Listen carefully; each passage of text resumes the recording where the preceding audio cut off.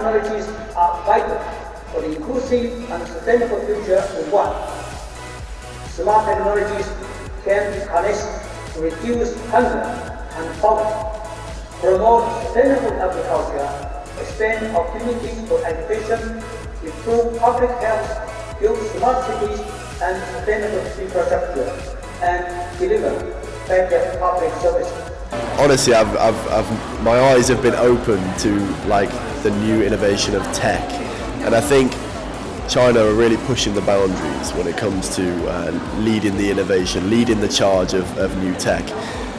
And I think the best part about it for me is I hear these words AI and 5G, and it's hard to get a tangible,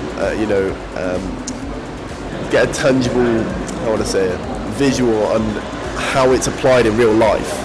So these exhibitions have really helped me understand how this is going to be applied in real life. I would love to see countries around the world cooperate more, and I think if they did, technology would move forward very quickly. If all the countries around the world cooperate on tech and setting standards, that will be massively beneficial to the people. Yeah.